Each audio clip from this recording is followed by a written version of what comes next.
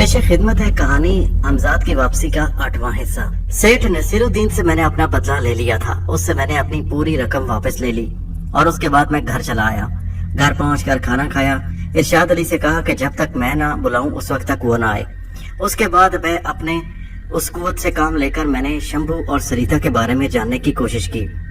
मेरे नजदीक अब सिर्फ वही अहम मसला था, सरिता और शंभू का। लेकिन जब मैंने उसे देखने की कोशिश की तो अपनी हैरत अंगेज तस्वर की कुव्वत से उन्हें देख ना पाया। ये कुव्वत मुझे मेरे हमजाद ने अता की थी। मैं इस वक्त अपने कमरे में तन्हा था। इरशाद अली से कह चुका था कि जब तक मैं ना बुलाऊं वो ना आए। मुझे शदीद हैरत हो रही थी। जब काफी देर तक मेरे सफर ज़हन पर शंभू का चेहरा ना उभर सका तो मैंने आंखें खोल दी। ऐसा उस वक्त होता जब मैं उसका जिसका चेहरा देखने की कोशिश करता वो मर चुका हो। तो क्या फिर शंभू मर चुका है? ये भी तो मुमकिन था कि इर्तिकाज तवज्जो और राब्ते के दरमियान शंभू का सहर यानी उसका जादू अड़े आ गया हो। मेरे जहन में एक नए ख्याल ने जन्म लिया और फिर ये ख्याल पुख्ता होता चला गया। मेरा जहन शंभू की मौत को कबूल करने पर तैयार नहीं था। मैं बहुत देर तक इस मसले का हल तलाश करता रहा और आखिरकार एक राह निकल आई।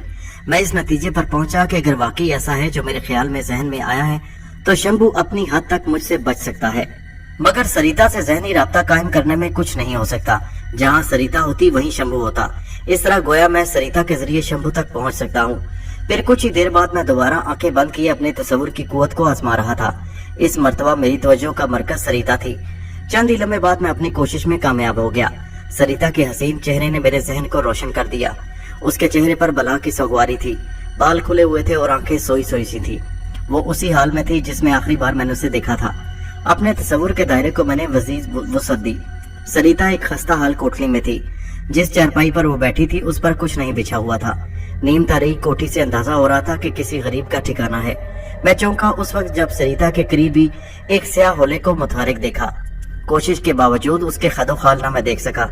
इतना तो मैं समझ गया कि वो स्याह होला किसी आदमी का ही है, मगर वो आदमी है कौन ये न जान सका। सरिता के चेहरे से ये मालूम हो रहा था जैसे वो कुछ सुन रही हो। शायद इस स्याह होले का मालिक उससे कुछ कह रहा था कि सरिता की नजरें उसकी तरफ थी, लेकिन मुझे कुछ सुनाई नहीं दे रहा था। ये अमर मेरे लिए ताजुब खेसी था। अब इससे पहले ऐसा कभी नहीं हुआ था कि अपने मैं तस्वुर की कुव्वत को बुरुए कार लाकर मैं वाज़े तौर पर सब कुछ देखता और सुनता था। अचानक सरिता के लबों को जुम्बिश हुई और मैंने उसकी आवाज सुनी, कब तक? आखिर कब तक तुम साहब जी से बच सकते हो? एक दिन आएगा कि साहब जी, मेरे साहब जी तुम्हें। सरिता का जुमला अधूरा रह गया। क्यों, ये मैं फौरी तौर पर न समझ सका। गालिबन स्याह वजूद ने उसकी बात काट दी और वो खुद कुछ कह रहा था जिसे सुनना मेरे लिए मुमकिन नहीं था। फिर वो तेजी से सरिता के करीब आया और मैंने तड़ाक की आवाज सुनी। उसने सरिता के मुंह पर एक थप्पड़ मारा था। थप्पड़ इतना जोरदार था कि सरिता सिसक पड़ी और फिर उसकी आंखों से आंसू बहने लगे। मेरे लिए यह मंजर सुहाने रूह था। अब मेरे लिए यह समझना कोई मुश्किल अमर नहीं था कि वो स्याह वजूद किसका था। सरिता के एक ही जुमले से मुझ पर सारी हकीकत रोशन हो गई थी। वो जुमला शंभू के सिवा किसी और से नहीं कर सकती थी। उसका मतलब ये था कि शंभू मरा नहीं। ये मेरा ख्याल कतई दुरुस्त था कि उसने मुझसे बचने के लिए अपने सहर को आजमाया है। सरिता ने जिस लम्हे और जिन अल्फाज में मेरा जिक्र किया था उसे सुनकर मेरी रूह मुस्तरिब हो गई और मेरे दिल पर एक आलम गुजर गया। मेरे साहब जी, ये अल्फाज बार बार मेरे समात में गूंजने लगे और इनका नतीजा ये हुआ कि ज़हनी यकसोई बरकरार न रह सकी। मेरे तस्वुर का सिलसिला मुनक़ता हो गया। सरिता, मेरे मुंह से बेख्तियार उसका नाम निकला। अजब थी वो लड़की भी। उससे पहले कभी यूं उसके लिए बेचैन नहीं हुआ था। वो जुदा हो गई थी तो मुझे अंदाजा हो रहा था कि खेल ही खेल में बात बहुत आगे निकल गई थी। बाज़ हालात में आदमी को खुद भी मालूम नहीं होता कि उसके दिल में किसके लिए कितनी जगह है। इन हालात में भला मुझसे किस तरह सब्र होता। मैंने फौरन ही हमजाद को तलब किया। आप कुछ परेशान मालूम हो रहे हैं। हमजाद आते ही बोला, क्या हुक्म है? सरिता जहाँ भी है उसे फौरन ले आओ। मैंने उसे हुक्म दिया। शंभू से मैं बाद में निपटता रहूंगा। बेहतर है, ये कहते हुए वो गायब हो गया। हमजाद के लिए वक्त और फासले बेमानी थे और इस भरी पूरी दुनिया में किसी को तलाश करना भी उसके लिए कोई मुश्किल काम न था। उसकी कुव्वतों का मैंने अंदाजा लगा लिया था। किसी के वजूद को समझने के लिए 100 साल का अरसा बहुत होता है। वो 100 साल से मेरे साथ था। फिर भला मैं उसे ना समझता तो कौन समझता। मापारा के मामले में वो वाकई बेबस हो गया था और उसकी वजह थी मापारा खुद पुरस्रार कुव्वतों की मालिक थी। खतरा मुझे शंभू की तरफ से भी था, मगर इस कदर नहीं। फिर भी हमजाद के रुखसत होते ही मैंने अपने तस्वुर की कुव्वत को मुतहर्रिक कर लिया। अब मेरी आंखों के सामने फिर वही मंजर था, वही कोठड़ी, लेकिन अब सरिता ने अपनी आंखों से आंसू पोंछ लिए थे। शंभू स्याह वजूद की सूरत में अभी तक कोठड़ी में मौजूद था। चांद की देवी सरिता ये कहकर हिज़यानी अंदाज में हंसी। वो गालिबन शंभू की किसी बात के जवाब में कुछ कह रही थी। चांद की देवी ने तुझे नई कुव्वतें बख्शी हैं। मुझे तेरी इस बकवास पर कतई यकीन नहीं। तू कहता है मेरे साहब जी के पास भी कई बड़ी कुव्वतें हैं, मगर वो तेरी कुव्वतों के आगे हिच हैं। तो फिर तुझे मालूम हो जाएगा कि कौन ज्यादा ताकतवर है। तू मेरे साहब जी, दिल भी क्या चीज होती है शंभू। तो मेरा दिल गवाही दे रहा है कि तू अब मुझ पर मजीद जुल्म न कर सकेगा। और सरिता का जुमला पूरा न हो सका। एकदम कोठरी में कड़ाका सा हुआ और सरिता की चीख निकल गई। शंभू का स्या वजूद दूसरे ही लम्हे वहां से गायब हो चुका था। उसके साथ ही सारे मंजर पर एक चमकीली सी धुंध सी फैल गई। अब मुझे कुछ भी नजर नहीं आ रहा था। एकदम क्या हुआ मैं कुछ भी न समझ सका। मैंने बहुत कोशिश की कि सरिता मेरे तस्वुर के दायरे में आ जाए, मगर चमकीली धुंध के सिवा कुछ नजर न आ सका। मजबूरन मैंने तस्वुर का सिलसिला काट दिया और आंखें खोल दी। कोई ना कोई गड़बड़ जरूर हुई है, मैंने सोचा। मैंने हमजाद को भेजा था कि सरिता को ले आओ। ये अजीबो गरीब पुरस्रार वाकया इसी सिलसिले की कड़ी हो सकता था। मैंने अभी चंद लम्हे पहले सरिता के जो चंद जुमले सुने थे वो मेरे लिए बहुत अहम थे। उनका मतलब ये था कि शंभू मेरी तरफ से गाफिल नहीं रहा। उसे यकीनन मालूम हो चुका था कि अपने हमजाद को मैंने काबू में कर लिया है। चांद की देवी भी मेरे लिए अहम इशारा था। उस वक्त मेरी समात में मापारा के कहे हुए अल्फाज गूंज रहे थे। उसने आखिरी मुलाकात में मुझसे कुछ कहा था, उसके मैंने अब खुलते जा रहे थे। मैं इस नतीजे पर पहुंची हूँ कि तुम्हें हिलाक करना मुमकिन नहीं। मुझे तुम्हारे लिए कुछ और ही बंदोबस्त करना पड़ेगा, क्योंकि अब तुम्हारे और मेरे दरमियान हमेशा के लिए राब्ता खत्म होने का वक्त करीब आ रहा है। मैं इसलिए कल रात गायब रही और मैंने तुम्हारे लिए जो कुछ सोचा उसे अमली शक्ल दे दी। इस तरह मैं अपनी बेशतर कुव्वतों से महरूम तो हो चुकी हूँ, मगर मुझे इसका कोई मलाल नहीं। इसी सबब मेरी भटकी हुई रूह हमेशा के लिए कैद हो जाएगी। लेकिन ये कैद मैंने खुद कबूल की है। अब मैं इस दुनिया में कभी ना आ सकूंगी, ये मापारा ने कहा था। मापारा की धमकी सुनकर मैंने उससे मालूम करना चाहा था कि उसने मेरे लिए क्या बंदोबस्त किया है, मगर वो कुछ भी बताने पर तैयार न थी। हालिया पेश आने वाले वाकयात के पस मंजर में यह बंदोबस्त मुझ पर वाज़ेह हो गया था। मापारा का मतलब चांद का टुकड़ा है। शंभू हिंदू अकीदा रखता था और इसलिए उस जालिम ने टुकड़े के बजाय देवी का इजाफा कर दिया होगा। मेरा जहन तेजी से मामले की तह तक पहुंचने की कोशिश कर रहा था। चांद की देवी ने शंभू को नई कुव्वतें बख्शी थी। इस बात के पस मंजर में मापारा के अल्फाज के मैं अपनी बेशतर कुव्वतों से महरूम हो चुकी हूँ वाज़ेह तौर पर एक सिमत इशारा कर रहे थे। मेरे जहन ने तमाम कड़ियां जोड़ ली। मापारा चांद की देवी बनकर शंभू के सामने जाहिर हुई। शंभू को वो मेरे पीछे पहले ही लगा चुकी थी। फिर उसकी भटकती हुई रूह ने दुनिया से न जाते जाते अपनी बहुत सी कुव्वतें शंभू को बख्श दी। शंभू और मेरे दरमियान मार काराई से पहले ही शुरू हो चुकी थी। मापारा ने इस मौका से फायदा उठाया और गोया अपनी जगह शंभू को दे दी। जाहिर है कि अब शंभू आसानी से मेरे हाथ आने वाला नहीं था। सरिता मेरे और उसके दोनों के दरमियान अना का मसला बन गई। अगर मैं सही नताइज अखज़ करने में गलती की तो मेरे हमजाद को नाकाम ही लौटना चाहिए था। उसके बावजूद मैंने उम्मीद का दामन हाथ से न छोड़ा, क्योंकि हमजाद आसानी से अपनी शिकस्त मारने वाला नहीं था। मैं फैसला कर चुका था कि चाहे मुझे कितने ही अजाबों से गुजरना पड़े, मैं शंभू का पीछा नहीं छोड़ूंगा। सरिता को उसके चुंगल से निकाल कर रहूंगा। मैंने पहले सोचा था कि अपने हमजाद को काबू कर लिया तो सारे दिलजर दूर हो जाएंगे, शंभू मेरे सामने नाक रगड़ने लगेगा, लेकिन ये अब गम दूर होते नजर नहीं आ रहे थे। मापारा मेरा ठीक ठाक बंदोबस्त कर गई थी। आखिर थी ना उस्ताद, उससे और क्या तवक्को होती। अब तक मेरा तजुर्बा ये था कि जज्बात मामलात को बिगाड़ देते हैं, और ये मसला भी जज्बाती था, इसलिए बिगाड़ पैदा हो जाना बैद न था। जज्बात से कतई नजर इस मसले को अकली सतह पर सोचने की जरूरत है। मैंने सोचा उस वक्त कोई राह निकल सकती है। मैं इसीलिए अपने जहन को पुरसुकून रखने की कोशिश करने लगा। यूं के जज्बात जहन पर भी गालिब आ जाते हैं और कुछ सोचने नहीं देते। इस दौरान में हमजाद की वापसी हो गई। मैं पहले ही अपने दिल को समझा चुका था, इसलिए हमजाद को तन्हा देखकर मुझे हैरत नहीं हुई। वो सरिता को अपने साथ नहीं ला सका था। मेरे होठों पर मुस्कुराहट देखकर हमजाद को यकीनन हैरत हुई। जब वो आया था तो उसके चेहरे पर सरासिमगी के आसार थे, जिनमें अब हैरत का इजाफा हो गया था। मैं तुमसे ये नहीं पूछूंगा कि सरिता को क्यों नहीं ला सके, मैं पुरसुकून आवाज में बोला। फिर रुके बगैर बोला, मुझे सिर्फ ये बताओ कि तुम पर क्या गुजरी। मुख्तसरन तो कि शंभू मुझसे बचकर निकल गया और सरिता, उसे भी वो साथ ले गया। कहाँ? वो ढाका की तरफ गए हैं। था कहाँ वो? मैं सवाल पर सवाल किए जा रहा था और वह जवाब पर जवाब दिए जा रहा था। ढाका की एक नवाही बस्ती है नारायणगंज, हमजाद बताने लगा। ढाका से तकरीबन 14 मील दूर होगी। तुमने यकीनन कोशिश की होगी कि उसे रोक सको। ये कहकर मैं अपने तसव्वुर कुव्वत से जो कुछ देखा था उसे बता दिया। फिर दरियाफ्त किया कि वो बिजली का कड़ाका सा क्या था। शंभू ने उस मकान के गिर्द हिसार खींच रहा था। मेरा वजूद उससे टकराया तो वो आवाज पैदा हुई और उसी से शंभू खतरे से बाखबर हो गया। हमजाद ने जवाब दिया, अच्छा तो फिर? मैं अपनी कुव्वतों से काम लेकर बिल आखिर उस हिसार को तोड़कर अंदर पहुंच गया। मगर उस वक्त तक वो अपनी और सरिता की बचाव का बंदोबस्त कर चुका था। उस मकान में मुझे चमकीली धुंध के सिवा कुछ नजर न आया, जैसा कि आपने भी बताया था। फिर मैं वहां से निकल आया और असरे नौ से तलाश करने लगा। काफी जस्तजू के बाद मालूम हुआ कि शंभू मुझे वहां फंसाकर सरिता को लेकर ढाका की तरफ जा रहा है। मैंने उसका ताकुब किया और जल्द उसी तक पहुंच गया। वो सरिता का हाथ थामे एक पगडंडी पर चला जा रहा था। सरिता और उसके गिर्द एक चमकीला गुबार रक्स कर रहा था। मैंने उस गुबार को अबूर करना चाहा, लेकिन मुमकिन न हुआ।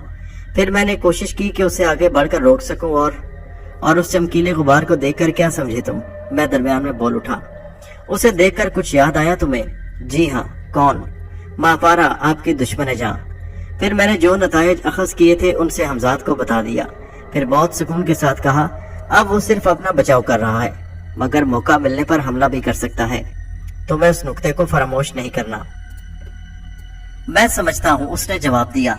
अब आप हुक्म दें, क्या किया जाए? इस मामले में जल्दबाजी की जरूरत नहीं, मैं बोला। हाँ, चौकन्ना रहने की जरूरत है। तुम उसकी तरफ से गाफिल न रहना। आइंदा के लिए क्या लायामल इख्तियार करना है, ये मैं तुम्हें सोच कर बताऊंगा। दरअसल मैंने जो नताइज अखज किए हैं उनकी तस्दीक चाहता हूँ। अब हर बात खुलकर सामने आ गई है, कोई ना कोई राह निकल ही आएगी। अब तुम जा सकते हो। हमजाद रुखसत हो गया तो मैं असरे नौ इस मसले का जायजा लेने लगा। मैं इस नतीजे पर पहुंचा था कि शंभू से निमटने के लिए मुझे बहरहाल एक ना एक दिन चालगाम को खैराबाद कहना पड़ेगा। मापारा को जेर दाम लाने के लिए भी मुझे दर बदर की खाक छानना पड़ी थी। लेकिन इस दौरान में मुझसे एक गलती जरूर हुई थी। मैंने अकल पर जज्बात को तरजीह दी थी, जिसके नताइज अच्छे नहीं हुए थे। मेरी जिंदगी का एक बड़ा हिस्सा अजाबों में गुजरा था। अब मैं इस गलती को दोहराना नहीं चाहता था। खुदा ने जिंदगी ऐसी नेमत इसलिए अता नहीं की कि इसे यूं जाया कर दिया जाए। मैंने अपनी हयात नौ के लिए जो ख्वाब देखे थे उन्हें हर कीमत और हर हाल में पूरा होना चाहिए था, वरना जिंदगी का हासिल ही क्या। यूं तो सभी जिंदगी गुजार लेते हैं और एक दिन खाक में सो जाते हैं। कोई हसरत, कोई उमंग, कोई आरजू, कोई ख्वाब, कुछ तो हो। जिंदगी से लज्जत कशीद करने के जायज रास्ते भी तो हैं। मैं इन्हीं ख्यालों में खोया था कि असर की अजान हो गई। मैंने उठकर वुजू किया और फिर नमाज पढ़कर मेरा जहन मुतमईन हो गया। नमाज पढ़कर चाय पीने के दौरान मैंने गौर किया कि चालगाम छोड़ने में क्या क्या चीजें माने हैं। मैं बगैर अच्छी तरह सोचे समझे अब कोई कदम नहीं उठाना चाहता था कि बाद में मेरे लिए कोई मसला पैदा हो। अदालत में 3 केस थे जिनमें मेरी मौजूदगी जरूरी थी। इनमें से एक केस तो आज ही खत्म हो चुका था। नसीरुद्दीन ने मुझ पर जो दावा किया था वो खुद ही वापस ले लेता, क्योंकि अब मेरे खिलाफ उसके पास कुछ भी नहीं था। मेरे पास जो मुआहदे की नकल थी उसे भी मैं जाया करने का फैसला कर चुका था। दूसरा केस बल्दिया चालगाम का था। मैंने अदालत में री असेसमेंट की दरख्वास्त दी थी। मुझे अब चाहिए रुपयों से दिलचस्पी हो ना हो। केस बहरहाल जेर समात था और मेरे वकील ने इस केस में भी आगे की तारीख ली थी। मेरे नजदीक ये मामला भी निपटाना जरूरी था। किस तरह ये मशवरा मुझे वकील ही दे सकता था। तीसरा केस मलिक फिरोजुद्दीन का था, जो दरअसल पुलिस केस था, मगर उसमें मेरी हाजिरी जरूरी थी। मैंने बहरहाल अपने बयान में रिश्वत देने का एतराफ किया था, ख्वाह मामलात कुछ भी रहे हों। फिर पुलिस के महकमे की तरफ से भी मुझे पाबंद कर दिया गया कि बगैर इल्मो इतला के कहीं न जाऊं। आजकल मैं पुलिस की तरफ से उस केस का चालान भी अदालत पेश कर दिया जाता। SHO मलिक फिरोज ने अपने इख्तियारात से नाजायज फायदा उठाकर मुझे कत्ल कराना चाहा और मेरी हवेली भी हजम करने की कोशिश की थी। इसलिए अदालत में मेरा बयान जरूरी था। सिर्फ पुलिस का बयान दे देना इस सिलसिले में नाकाफी था। ये फौजदारी केस था, इसलिए मैं ज्यादा वक्त न लगता। दूसरा ये कि इस केस से जल्द अज जल्द जान छुड़ाने के लिए मैं हमजाद की मदद ले सकता था। तो जब तक ये मामलात निमट न जाते, चालगाम से जाना मुनासिब नहीं। अब एडवोकेट चौधरी से मेरी मुलाकात जरूरी हो गई और मुझे मालूम था कि वो किसी भी वक्त अपने घर में मिल सकता है। मैं इसलिए नमाज पढ़कर मगरिब के बाद उसके घर चल दिया। उसने इत्तफाक के उस वक्त चौधरी का कोई मौकल उसके पास नहीं था बैठा। जब मैं वहां पहुंचा, मुझे इल्म था कि मेरा बदला हुआ चेहरा देखकर वो चौंकेगा और शायद मुझे बहैसियत शेख करामत पहचानने से इनकार भी कर दे। यही वजह थी कि मैं उसकी हैसियत के इजहार से मुस्कुराता रहा। मैं उसकी नशिस्तगाह में बैठा था जहां वो अपने मौकलों से मिलता था। सामने ही आरामदेह कुर्सी पर वो विराजमान था। मेरे मुस्कुराने पर वो कुछ झिंझला गया और बोला, जहां तक मेरे इल्म में है शेख साहब की कोई औलाद नहीं, लेकिन आपकी शक्ल हैरत अंगेज तौर पर उनसे मिलती है। इसके बावजूद मुझे बावर नहीं कर सकते कि आप ही शेख करामत हैं। मेरे नौकर ने मुझे अंदर जाकर यही बताया कि शेख करामत साहब नशिस्तगाह में मेरा इंतजार कर रहे हैं। बताइए आपने ये झूठ क्यों बोला? मैंने जब तक अपनी जुबान से एक लफ्ज नहीं कहा था, उसका सबब यह भी था कि मैं इस दिलचस्प सूरत हाल से लुत्फ अंदोज होना चाहता था। मैं बदस्तूर मुस्कुराता रहा। मुझे मुस्कुराते देखकर उसके लहजे में मजीद सख्ती आ गई। आपको ये भी बता दूं कि खुद को कुछ और जाहिर करना भी जुर्म है। मैं अगर कहीं खुद को शेख करामत बताऊं और ये साबित हो जाए कि मैं शेख करामत नहीं हूं, तो इस जुर्म में मुझे जेर हिरासत लिया जा सकता है। समझे आप अब जल्दी से खुल करके बताएं आप कौन हैं और किस लिए आपने खुद को शेख करामत जाहिर किया था,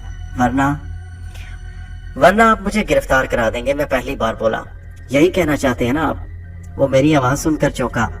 चौंकने की जरूरत नहीं, आवाज की नकल भी की जा सकती है। क्या खबर अपने चेहरे की तरह इस मवासलत से भी फायदा उठाकर मैं फ्रॉड ठहरे। उसने हाथ हटाकर मुझे मजीद कुछ कहने से रोक दिया। ये तो मैं किसी सूरत नहीं मान सकता कि आप शेख करामत हैं। इस ख्याल को जहन से निकाल दें। रही आवाज तो आपने खुद इसका जवाब पेश कर दिया। बिलफर्ज मैं ही शेख करामत हूं तो इसके लिए मुझे क्या सबूत पेश करना पड़ेगा? सबूत? वो हंसा। सबूत मेरी आंखें हैं। सबूत तो उस वक्त तलब किया जाता है जब पहले से सबूत मौजूद ना हो।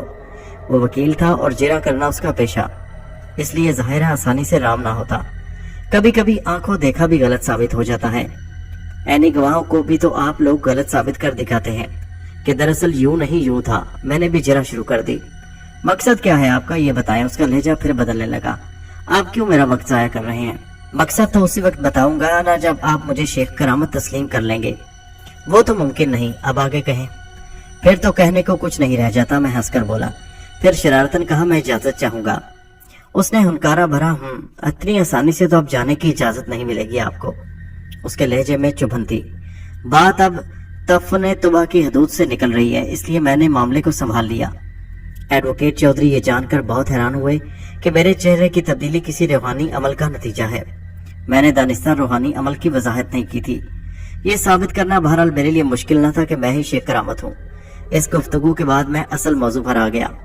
मैं बोला, दरअसल मैं जल्द से जल्द तलगाम से जाने का इरादा रखता हूँ और कुछ खबर नहीं कि कब वापसी हो। मैं चाहता हूँ कि कम से कम बल्दिया चालगाम वाला केस जितनी जल्दी हो निमट जाए।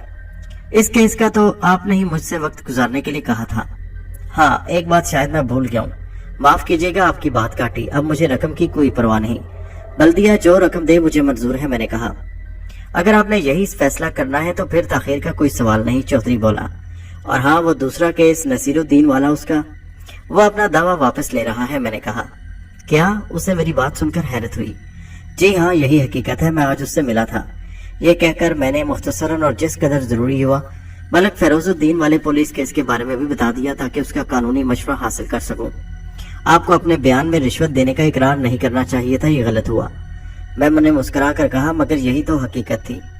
बहरहाल अभी कबल हज़रत मैं कुछ नहीं कह सकता जब तक ये पूरा केस स्टडी न कर लूं। मेरा मकसद बस ये है कि जल्द अज जल्द इससे जान छूट जाए। फौजदारी का केस है, इसमें ज्यादा तो नहीं लगना चाहिए। फिर भी 2-3 महीने तो गुजर ही सकते हैं। दूसरी पार्टी यानी मलक फैरोजुद्दीन के वकील अदालत से मोहलत ले सकते हैं। बिलफर्ज वो ऐसा ना करें तो, मैं कुछ सोचते हुए बोला। तो फिर जल्दी भी मुमकिन है, लेकिन इस दौरान में यहाँ आपकी मौजूदगी जरूरी है। खैर, आप एक मसला निपटाएं। इस मामले पर मैं गौर करता हूँ कि क्या सूरत निकाली जाए। आप ऐसा करें, कल सुबह कोर्ट आ जाएं, कुछ करते हैं। ठीक है, तो फिर मैं चलता हूँ। ये कहकर मैं उठने लगा। अरे चाय तो पीते जाइए शेख साहब, मैं अभी नहीं शुक्रिया, मैं बस चलूंगा। मैंने खुश इखलाकी साथ साथ माजरत कर ली। एडवोकेट चौधरी के यहाँ से वापसी पर मुझे ख्याल आया कि मेरी कोठी के कागजात अभी तक मलक फैरोजुद्दीन के कब्जे में हैं। बल्दिया चालगाम वाले केस का फैसला हो जाने की सूरत में बहरहाल मुझे इन कागजात की जरूरत पेश आती। हमजाद के जरिए उन कागजात को हासिल करना मेरे लिए कोई मसला नहीं था। मैंने सोचा मुमकिन है कल इन कागजात की जरूरत पड़ जाए। इस वजह से घर पहुंचते ही मैंने हमजाद को तलब करने के लिए उसका तस्वुर किया। जैसे ही मैंने उसे तलब किया वो हाजिर हो गया। जी हुक्म, उसने आते ही कहा। मैंने उसकी तरफ निगाह उठाई और फिर मुस्कुराते हुए कहा, कभी कभी तुम्हारा ये लहजा और अल्फाज बड़े अजीब से लगते हैं। वो कुछ ना बोला और मेरी तरफ हैरानी से देखता रहा। मैंने अपनी बात जारी रखते हुए मजीद कहा, तुम्हें देखकर मुझे यूं लगता है कि तुम्हें नहीं अपने आप को हुक्म दे रहा हूँ। आपके ये एहसासात फितरी हैं, क्योंकि मैं और आप जुदा कब हैं। मैं आप ही का हम शक्ल और हम आवाज हूँ, आप ही के वजूद का हिस्सा हूँ। किसी सूफी मंच ने ये बात सुन ली। ये बात तो हक है कहकर मस्ताना वार रक्स करने लगेगा। मैंने अजराए तफन्नन कहा, अब कहाँ रह गए हैं मस्ताना वार रक्स करने वाले? हमजाद बोला, अब तो ऐसों की अक्सरियत है जो ना इस मर्तबे को समझते हैं और ना तसव्वुफ को। हाँ, कुछ हैं, वो भी आटे में नमक के बराबर, जो इन रमूज को समझते हैं। हमजाद मेरे रूबरू खड़ा था और हुक्म का मुंतजिर था। मैंने उससे कोठी के कागजात ले आने को कहा और उसी के साथ ये भी बता दिया कि जल्द अज जल्द चालगाम से चलना है। मैंने उसकी वजह भी बता दी। आपने दुरुस्त नताइज अखज़ किए हैं। हमजाद ने मेरी बात की तस्दीक की। शंभू से निमटने के लिए चालगाम को खैराबाद ही कहना पड़ेगा। फिर उस दिन के बाद मैंने जो कुछ सोचा और फैसला किया था उस पर अमल किया। सारे मामलात हसनो बखूबी से निमटते चले गए। कोई कबाहत पेश नहीं आई। बल्दिया चालगाम ने मुझे मेरी कोठी के एवज जो मुआवजा देना मंजूर किया, मैंने कबूल कर लिया। नसीरुद्दीन का मामला मैं पहले ही निपटा चुका था। SHO मलक फिरोजुद्दीन को लंबी सजा हो गई और मुझे रिश्वत देने के जुर्म में अदालत ने मामूली सा जुर्माना कर दिया। इन वाकयात के सिवा 2 माह में कोई और काबिल जिक्र वाकया पेश न आया। मैं दानिस्ता शंभू की तरफ से यूं गाफिल रहा जैसे मुझे उसकी फिक्र न हो। सिर्फ एक मर्तबा खुद उसने थोड़ी बहुत छेड़खानी की और मैं तुर्रा दे गया। हमजाद की इतला के मुताबिक वो अभी तक ढाका में था और इस गलतफहमी का शिकार हो चुका था कि मैं अब उससे टकराने की हिम्मत नहीं करूंगा। सरिता अब भी उसके कब्जे में थी। जब सारे मामले निमट गए तो मैंने एक दिन हमजाद को बुलाकर कहा, ढाका पहुंचने के पहले मैं चाहता हूं कि वहां सुकूनत का बंदोबस्त हो जाए। इसलिए मोहम्मदपुर का इलाका ठीक है। मैं पहले भी एक बार चंद दिन को वहां रुका था। बादाम तिली घात क्यों नहीं? हमजाद मैंने खेज अंदाज में बोला, सुकूनत का बंदोबस्त तो वहां पर भी हो सकता है। नहीं, मैं इस तरह फौरी तौर पर शंभू को चौकन्ना करना नहीं चाहता। ढाका पहुंचकर भी मैं फिलहाल उससे दूर ही रहना चाहता हूं। मैंने जवाबन कहा, ठीक है, मैं आज ही रिहाइश का बंदोबस्त कर लेता हूं ताकि आपको वहां पहुंचकर कोई परेशानी ना हो। ये कहकर वो मेरा इशारा पाते चला गया। शंभू के बारे में हमजाद से मुझे मालूम हुआ था कि वो बादाम तिली घाट में सुकूनत पजीर है। ये इलाका ढाका के बाजारे हुसन बाबू बाजार के पीछे बूढ़ी गंगा के किनारे है। मोहम्मदपुर वहां से खासा दूर है। अगर मैं अपनी रिहाइश के लिए बादाम तिली घाट ही को पसंद करता तो जरा जल्दी शंभू की नजरों में आ जाता, जो मेरे नजदीक बेहतर नहीं था। दरअसल मैं गफलत में और अचानक उस पर हमला करना चाहता था ताकि उसे संभलने का मौका न मिल सके। हमजाद के लिए कोई मुश्किल बनाना नहीं था कि ढाका में मेरे बताए हुए इलाके में रिहाइश का बंदोबस्त कर लेता। दरअसल वो जब चाहता था अपने नादीदा वजूद को दीदनी बना लेता था। उसे देखने वाला यही समझता कि ये वो नहीं, यानी पुरस्कार वजूद नहीं, खुद मैं हूँ। इस तरह वो मेरी गैर मौजूदगी में भी बहुत खूबसूरती के साथ मामलात को संभाल लेता। फिर जब मैं उसकी जगह ले लेता तो किसी को गुमान ना होता कि बंदा बदल चुका है। मेरे लिए खेल दिलचस्प भी होता था और अजीब भी। उसी दिन शाम को हमजाद ने मुझे इत्तला दी कि मोहम्मदपुर के इलाके में रिहाइश का बंदोबस्त हो गया। उसने कहा, आप जब चाहे ढाका चल सकते हैं। मकान खरीदा है या किराए पर लिया है? मैंने दरियाफ्त किया। आपने इस सिलसिले में कोई हुक्म वाज़ेह नहीं दिया था, इसलिए फिलहाल किराए पर है। ठीक है, कोई बात नहीं, मकसद तो रिहाइश से है। मैं बोला, फिर क्या खबर, हम जिस काम से जा रहे हैं वो जल्दी ही हो जाए। मेरे लहजे में पोशीदा सवाल और मेरी खेज नजरों को हमजाद ने समझ लिया और कहा, वहां पहुंचने के कबल क्या कहा जा सकता है? खैर, अल्लाह मालिक है, देखा जाएगा। पास पड़ोस का माहौल कैसा है? अभी तो मैंने कोई अंदाजा नहीं लगाया। ये जाहिर तो माहौल ठीक ही लगता है। लेकिन हमजाद ने जवाब दिया, फिर कुछ सोचकर कहने लगा, जो मकान मैंने किराए पर लिया है उसके सामने कोई खान साहब रहते हैं। गालिबन वो खान साहब की बेटी है। वो अलबत्ता मुझे गोया आपको बड़ी मीठी नजरों से देख रही थी। ये कहकर हमजाद मुस्कुराने लगा। मुझे नहीं, तुम्हें। मैं मुस्कुरा दिया। मैंने अब ये सारे धंधे छोड़ दिए हैं। वैसे मुसफ़ा की उम्र क्या होगी? जब ये धंधे छोड़ दिए हैं आपने तो फिर उम्र से क्या दिलचस्पी? बस यूं ही पूछ रहा था कि तुम तो मैं नहीं पहनाने लगे इस बात को। उम्र 30-35 से कम नहीं होगी, अब खुद देख लें। मुझे क्योंकि दिलचस्पी नहीं थी इसलिए मजीद कुछ जानना जरूरी नहीं समझा। तुमने ये अंदाजा कैसे लगाया कि उसकी नजरें मीठी थी या खट्टी? यकीनन तुमने भी उसे गौर से देखा होगा। मैंने जवाबन हमजाद की खिंचाई शुरू कर दी। अब वो चिपक ही गई थी अपनी खिड़की से, तो मैं क्या करता, निगाह उठी जाती है। वो कुछ खजल सा होकर अपनी सफाई पेश करने लगा। मुझे हंसी आ गई। फिर कुछ देर बाद मैं संजीदा हुआ और बोला, अब यहाँ से चलने में कोई कबाहत तो नहीं, आज ही चलते हैं, क्या कहते हो तुम? जैसे आपकी मर्जी। वो कहने लगा, हाँ सुनो, रात को चलेंगे। निस्फ शब गुजरने पर जवाल का वक्त गुजार के 12:15 और 12:30 बजे के करीब। बहुत दिन हो गए फिजा में प्रवास किए, अच्छा लगता है। लेकिन आप होश में कब रह सकेंगे? अरे कुछ देर तो रह सकता हूँ, फिर जब तुम तेज रफ्तारी दिखाओगे तो खुद कह दूंगा कि अब बस। हाँ, ये मुमकिन है। उसके बाद मैंने हमजाद को रुखसत कर दिया और अपने मुलाजिम इरशाद अली को आवाज दी। अभी मैंने उसे चालगाम से जाने के बारे में कुछ नहीं बताया था। जब वो निचली मंजिल से तकरीबन दौड़ता हुआ ऊपर आया तो मैंने उसे कहा, इरशाद अली, आज रात मैं एक काम से ढाका जा रहा हूँ। जी जनाब। वो अपने सांसों पर काबू पाते हुए बोला, अभी कुछ मालूम नहीं कि मुझे वहां कितने दिन लगे। तुम मेरी तरफ से फिक्रमंद ना होना। ये कहकर मैंने सराहने रखे हुए तकिए के नीचे से चेक बुक निकाली और बोला, मैंने सादा चेकों पर दस्तखत कर दिए हैं, इस चेक बुक को हिफाजत से अपने पास रखना। लो। मगर जनाब, बैंक में तो बहुत पैसा है और आप मुझ पर इतनी बड़ी जिम्मेदारी। फजूल बातें न करो, मैंने उसे मोहब्बत से डांट दिया। मुझे तुम पर पूरा एतमाद है कि तुम्हारी नीयत में कोई खोट नहीं। इरशाद अली, इस दुनिया में कुछ लोग ऐसे भी होते हैं जिन्हें पैसे से नहीं मोहब्बत ही से खरीदा जा सकता है, और मैंने भी तुम्हें अपनी मोहब्बत से खरीदा है। मुझे यकीन है कि तुम मुझसे बेवफाई नहीं कर सकते। लो पकड़ो चेक बुक। बिल आखिर उसने चेक बुक पकड़ ली, जिसमें से एक चेक भी नहीं काटा गया था। इससे तो ये मालूम होता है जनाब कि आप तवील अरसे के लिए जा रहे हैं। वो चंद लम्हे रुक कर बोला, हाँ इम्कान ये भी है। मैंने गोल मोल बात की, अगर ऐसा ही है तो फिर मुझे भी साथ ले चलिए ताकि वहां आपको परेशानी ना हो। नहीं इरशाद अली, मैंने इनकार में गर्दन हिलाई। दरअसल अभी कुछ तय नहीं, जैसा कि मैंने पहले बताया।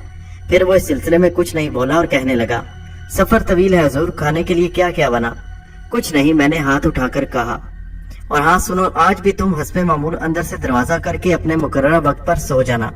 जिस वक्त मुझे जाना होगा चला जाऊंगा, लेकिन दरवाजा वो बंद करना पड़ेगा मुझे अंदर। नहीं। ये कहते हुए मैंने मैनी खेज अंदाज में उसे मुस्कुरा कर देखा, फिर कहा, तुम इस चक्कर में ना पड़ो और जो कह रहा हूँ बस वो करो। मालूम नहीं वो क्या समझा क्या नहीं। हाँ, उसने इस तरह सर जरूर हिलाया था जैसे सारी बात समझ में आ गई हो। इसके बावजूद वो बिस्तर बांधे और बकिया सामान की बात करने लगा। कह दिया ना तुमसे कि अपनी अकल ना बिठाओ इस मामले में, सब कुछ मैं कर लूंगा। कुछ जरूरत नहीं, बस जिस तरह रोज वक्त पर खाना ले आते हो ले आना, अब जाओ। इरशाद अली कुछ हैरान सा चला गया। वो मेरा वफादार जानिसार मुलाजिम था, इसलिए मैंने उसकी इतनी बातें सुन ली, वरना कोई और होता तो उसे कुछ पूछने या कहने की जरूरत होती न मैं इतनी बात करता। मुझे इल्म था कि वो जो कुछ कह रहा है उसमें नेक नियति शामिल है, इसी वजह से मेरे लहजे में नरमी रही। फिर ये कि मैं उसे बताता भी क्या। बहरहाल मेरे अंदाजे के मुताबिक इसने इतना अमल जरूर कर समझ लिया था कि अमल करके मैंने कोई पुरस्कार कुव्वत हासिल कर ली है। इस कुव्वत के कई मुजाहरे वो अपनी खुद आंखों से देख चुका था। मेरे बूढ़े चेहरे पर जवानी की बहार आना ये भी कम हैरत अंगेज बात नहीं थी। इससे कतई नजर भी बहुत सी हैरत अंगेज और अजीब बातें रूनुमा हो चुकी थी, जिनका इल्म इरशाद अली को तो क्या किसी को भी नहीं था। ये सिर्फ मुझे ही मालूम था कि अब मेरा वजूद गैर फितरी होने के बावजूद गैर फितरी नहीं रहा। वो जिस्म जो कभी मेरे लिए आजार जान था, राहत जान बन चुका है। हमजाद ने मैदे के सरतान के लिए जो सफूफ बनाया था वो एक ही हफ्ते में अपना असर दिखा चुका था। अब मैंने सरतान मोजी मर्ज से निजात हासिल कर ली थी। मैं जिस्मानी तौर पर अब भी कतई सेहतमंद हो चुका था। कुछ लोगों का कहना है कि मरने से पहले आदमी की रूह उसके दिमाग में सिमट आती है, और दिमाग ही जिस्म का वो हिस्सा है जहाँ से रूह आखिर में निकलती है। मुझे इल्म नहीं कि इस नजरिए में कितनी सच्चाई है। हाँ, इसका अमली तजर्बा मुझे जरूर हो चुका है कि मेरी रूह मेरे दिमाग में सिमट आई थी, और यह तजर्बा कई बार हुआ है, वरना अपने बाकी जिस्म से बिछड़कर मैं जिंदा न रह सकता। इसका सबब मैंने पहले हमजाद के वजूद को समझा था, मगर अब खुदा की कुदरत को समझता हूँ। वो कादरे मुतलिक है, जिसकी कुदरत से कुछ बैद नहीं। वो तिनके में भी जान डाल सकता है और उन्हें तह खाक सुला सकता है जो खुद को नाकाबिले शिकस्त तस्वुर करते हैं। कौमे आद ने भी अपने आप को खुद ऐसा ही समझा था और हलाक कर दी गई। मुझ पर खुदा का एहसान था कि उसने नामुमकिन हालात में मुझे मौत का जायका न चखने दिया। हाँ, जरिया कोई भी हो सकता है, वो हमजाद का वजूद हो या कुछ और। दरअसल हमसे बुनियादी गलती यही हो जाती है कि हम जरिए ही को असल समझने लगते हैं, इसी को मकसद कहने लगते हैं। खुद मुझसे इस गलती का इर्तिकाब हो चुका था। अगर ऐसा ना होता तो मैं राह रास्त से ना भटकता। अब सूरत-ए-हाल बदल चुकी थी, मेरा जाहिर भी बदल चुका था और बातिन भी, और असल बदलना बातिन का है। ये बज़ाहिर अगर मैं एक वची और पुरकशिश नौजवान था, तो ये वजाहत और हुस्न मेरे बातिन में भी था। रूह की कसावतें धुल चुकी थी।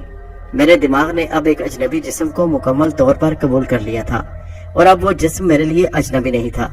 अब वो मेरा जिस्म था, गोया मैं था।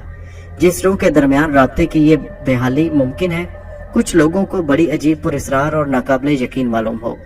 बज़ाहिर एक ना नजर आने वाला जिस्म एक ना हो, मुमकिन है कि ये मुझ पर ना बीती हो तो मैं इसे नाकाबिले यकीन ही समझता। इस कायनात का हर उक्ता तो अभी नहीं खुला, और जो खुल गया है क्या जरूरी के सच भी हो? फिर कायनात तो बहुत बड़ी चीज है। इस कायनात के एक बहुत मुख्तसर हिस्से इंसान के बारे में हतमी तौर पर अभी कुछ सुराग नहीं मिला। गोया इंसान का खुद वजूद एक इसरार है, ऐसा इसरार जिसे समझने की कोशिश अब तक जारी है। हाँ, ये कोशिश, ये जस्तजू उनकी है जो अकायद नहीं रखते, जो बेअकीदा हैं, होने और ना होने, وجود اور بے وجودی نے بہت سے نظریات کو جنم دیا ہے۔ یہ بھی غلط نہیں کہ جاننا اور جستجو کوشش ہی علم ہے، صرف راہ کے تعین میں فرق ہے۔ اس شب 12:15 بجے کے قریب حمزاد حاضر ہو گیا۔ میں پہلے ہی تیار بیٹھا تھا۔ ارشاد علی میرے حکم کے مطابق گھر کا دروازہ اندر سے بند کر کے سو چکا تھا۔ میں اپنے کمرے کی روشنی گل کر کے چھت پر آ گیا۔ ہر طرف سناٹا اور تاریکی تھی۔ میں نے اسی لیے نصف شب کا وقت مقرر کیا تھا۔ میرا اشارہ پا کر حمزاد قریب آ گیا اور پھر اسی کے ساتھ ایک طویل عرصے کے بعد میں ایک پراسرار تجربے سے گزرا۔ میرا جسم اوپر اٹھنے لگا۔ حمزاد میرے ایما پر تیز رفتاری سے گریز کر رہا تھا۔ اس کے باوجود میرے حواس بے قابو سے ہو رہے تھے۔ چلگام کی روشنیاں اور شہر کی روشنیاں مجھے اب ٹمٹماتے دیوں کی طرح محسوس ہو رہی تھی، اس لیے کہ میں خاصی بلندی تک پہنچ چکا تھا۔ حمزاد کی پرواز جاری تھی۔ وہ مجھے سہارا دیے بہت آہستہ آہستہ ڈھاکہ کی طرف پرواز کر رہا تھا۔ تقریباً نصف گھنٹے میں نے پرواز کا لطف دیا، پھر حمزاد سے کہا اب تم تیز رفتاری سے اپنا سفر جاری رکھ سکتے ہو، اس لیے کہ چالگام شہر نظروں سے اوجھل ہوتا جا رہا ہے۔ دوسرے لمحے میں نے اپنی آنکھوں پر اس کے ہاتھ کا لمس محسوس کیا اور میرے ذہن پر تاریکی چھا گئی۔ مجھے علم نہیں کہ مجھ پر کتنی دیر غفلت چھائی رہی۔ ہوش آیا تو میں نے خود کو ایک خوابگاہ میں پایا۔ میں ایک مسحری پر دراز تھا اور میرے سامنے ہی حمزاد مؤدب کھڑا تھا۔ مجھے اس کے چہرے پر دار طلبی کے آثار نظر آ رہے تھے اور تھا بھی ایسا ہی۔ میں نے بخل سے کام نہ لیا اور بولا تم نے واقعی بہت خوبصورتی سے اس خوابگاہ کو سجایا ہے۔ یہ کہتے ہی میں اٹھ کر بیٹھ گیا اور مسحری پر ہی ایک طرف رکھے ہوئے گاؤ تکیے سے ٹیک لگا لی۔ مجھے تمہارے ذوق جمال کا اندازہ ہوتا جا رہا ہے۔ شکریہ۔ وہ ادب سے جھکا اور پھر میری طرف چابیوں کا گچھا بڑھا دیا۔ نچلی منزل پر بھی 2 کمرے ہیں، ایک بڑا کمرہ ایک چھوٹا، وہ بتانے لگا۔ ایک کو میں نے نشست گاہ بنا دیا اور دوسرے کو سٹور۔ نیچے باورچی خانہ اور غسل خانہ ہے۔ اوپر اس خوابگاہ کے علاوہ ایک اور کمرہ ہے۔ فی الحال میں نے اسے مطالعہ گاہ بنا دیا، ویسے جو آپ کہیں گے۔ تم نے میرے کہنے کو چھوڑا کیا ہے جانے عزیز، میں نے محبت سے کہا۔ سامنے یہ جو لکڑی کی الماری ہے اس میں آپ کے کپڑے اور ضروریات کا دیگر سامان ہے، حمزاد نے کہا۔ ایک دم میرے ذہن میں ایک بات آئی اور میں نے سے پوچھا نیچے صدر دروازہ تو ابھی باہر سے مکفل ہوگا نا؟ وہ مسکرایا جی نہیں، میں صدر دروازے کا تالا کھول کر گھر میں آیا ہوں تاکہ آس پاس پڑوس والے دیکھ لیں اور اندر روشنی دیکھ کر یہ نہ سمجھیں کہ گھر میں چور گھس گئے ہیں۔ اور میں کہا تھا اس وقت؟ مجھے بھی تو۔ آپ اس وقت تک اپنی خوابگاہ میں پہنچ چکے تھے، اس نے میری بات کاٹ کر کہا۔ اچھا میں سمجھ گیا، پہلے تم نے مجھے یہاں اس خوابگاہ میں لا کر مسحری پر لٹا دیا، پھر باہر پہنچ کر تالا کھولنے کے بعد گھر میں آئے۔ میں سر ہلا کر بولا نیچے کا دروازہ تو لگا دیا ہے؟ جی ہاں، حمزاد نے جواب دیا۔ ویسے تو خیر ابھی ایک ہی بجا ہے، میں نے دائیں جانب دیوار پر لگی ہوئی گھڑی دیکھتے ہوئے کہا۔ پھر بھی اب سو جانا ہی بہتر ہے، اب تم چاہ سکتے ہو۔ حمزاد چلا گیا تو میں نے خوابگاہ کی روشنی گل کر گی اور بستر پر دراز ہو گیا۔ کسی کو اگر میں یہ بتاتا کہ آج رات تقریباً 1:45 بجے تک میں چالگام کی حدود میں تھا اور 1 بجے ڈھاکہ میں، تو یقیناً مجھے لوگ خبتی یا پاگل سمجھیں گے، مگر حقیقت یہی تھی۔ حمزاد کو چالگام سے ڈھاکہ پہنچنے میں اتنی دیر بھی صرف میری وجہ سے لگی، کیونکہ میرا جسم اس قدر تیز رفتاری کا متحمل نہیں ہو سکتا تھا، ورنہ وہ تو پلک جھپکتے کہیں سے کہیں پہنچ جاتا تھا۔ دوسرے دن میں نے غسل وغیرہ سے فارغ ہو کر مکان کا ایک چکر لگایا۔ مکان پرانا بنا ہوا تھا مگر مضبوط اور غنیمت تھا۔ پھر یہ کہ حمزاد نے اس کی صورت بدل لی تھی۔ اسی دوران میں مجھے سامنے والے گھر کی اس لڑکی کا خیال آیا جس کا ذکر حمزاد نے کیا تھا۔ خوابگاہ سے متصل جو کمرہ تھا میں نے وہاں پہنچ کر اس کی کھڑکی کھول دی۔ سامنے والے 2 منزلہ مکان کی کئی کھڑکیاں کھلی ہوئی تھی مگر وہاں کوئی تھا نہیں۔ دونوں گھروں کے درمیان نیچے جو گلی تھی زیادہ چوڑی نہیں تھی، اس لیے درمیانی فاصلہ خاصا کم تھا۔ میں پلٹنے ہی والا تھا کہ کسی کو تیزی سے کھڑکی کی طرف بڑھتے دیکھا اور پھر دیکھتا ہی رہ گیا۔ یہ وہی ہو سکتی تھی جو مجھے اس طرف دیکھتے پا کر کچھ ٹھٹک سی گئی تھی۔ ظاہر ہے کہ حمزاد نے یوں میری طرح اسے براہ راست دیکھنے کی کوشش نہیں کی ہوگی۔ اس کی عمر کے بارے میں بھی حمزاد نے ٹھیک ہی اندازہ لگایا تھا، وہ 30-35 کے درمیان ہی ہوگی، مگر حسن جیسے اس پر ٹوٹ کر برسا تھا۔ مجھے یوں لگا جیسے بھری بہاریں بھرپور خوشبو کے حصار ہوں اور رنگ چھلکنے اٹھنے کو بےتاب۔ وہ کھڑکی سے لگی کھڑی تھی، نظریں جھکی ہوئی تھی، بڑی بڑی آنکھوں پر دراز پلکیں سایہ کیے تھی، جسم گداز ہونے کے باوجود متناسب معلوم ہوتا تھا۔ ہرا دوپٹہ اس پر کھل رہا تھا، نچلے ہونٹ اس کے نیچے دائیں جانب نمایاں تل تھا اور سرخ و سفید رخساروں پر جذبوں کی دھنک تھی۔ چوڑی پیشانی پر ایک آوارہ لٹ یا تو خود ہی جھوم رہی تھی یا اس نے بطور خاص یہ اہتمام کیا تھا۔ چہرہ بیضوی تھا مگر پرکشش۔ بعض چہرے ایسے ہوتے ہیں کہ کوشش کے باوجود ان پر سے نگاہ نہیں ہٹتی، وہ چہرہ ایسا ہی تھا۔ चंद लम्हे बाद उसने आहिस्ता आहिस्ता अपनी दराज पलकें उठाई और गोशाए चश्म से मेरी तरफ देखा, फिर एकदम पलटकर तेजी से अंदर चली गई। वो चली गई, मगर कुछ देर के लिए मुझे यूं महसूस होता रहा कि खिड़की खाली नहीं है। फिर मैंने खिड़की तो बंद नहीं की, अलबत्ता खुद वहां से हट गया। बैक वक्त मेरे जहन में बहुत सी बातें आई थी। जाहिरी बात थी कि वो उस घर में अकेली तो ना होगी, यकीनन और लोग भी होंगे। अगर किसी ने मुझे यूं खिड़की में देख लिया, ये कोई अच्छी बात बहरहाल नहीं होगी। फिर मुझे उसकी उम्र का ख्याल आया। इस उम्र तक पहुंचकर अमूमन लड़कियां कुंवारी नहीं रहती, वो शादीशुदा भी हो सकती थी। हर चंद के मालूम नहीं होती थी कि इस सूरत में उसका शौहर नामदार मेरी मिजाज पुरसी कर सकता था। इन बातों से भी कतई नजर के मैं तौबा कर चुका था, मुझे ये सब कुछ जेब नहीं देता था। इस ख्याल ने मुझे मुस्तरब कर दिया। सोचने लगा कि मेरा शैतान अब भी मेरे अंदर छुपा हुआ है, वरना यूं ना होता। अब मैं अपनी ख्वाबगाह में आकर हमजाद को तलब कर चुका था। उसे मैंने नाश्ता लाने भेज दिया था और फिर अपने दिल को समझाने लगा कि मुझसे कोई गुनाह सरजद नहीं हुआ। वो तो खुद ही मेरे सामने आकर खड़ी हो गई, तो क्या मैं अपनी आंखें बंद कर लेता? फिर ये कि मैंने उससे कुछ कहा भी नहीं। जलवा इतना भरपूर और पुरकशिश हो तो भला कौन काफिर है जो नजर फेर ले। ये तो बदजोकी हुई। दिल अपना था, किसी तरह समझ ही गया और मुझे एहसास गुनाह से निजात मिल गई। जब तक हमजाद नाश्ता लेकर आया, मैं बड़ी हद तक खुद को संभाल चुका था। फिर भी उसने न जाने कैसे मेरे बेचैनी को महसूस कर लिया। मैंने उसके पूछने पर जवाब दिया, मुझे कोई खास बात नहीं। अरे कहीं दर्शन तो नहीं हो गए? उसने मुस्कुराकर दूसरा सवाल किया। वो खुद बात की तह तक पहुंच चुका था।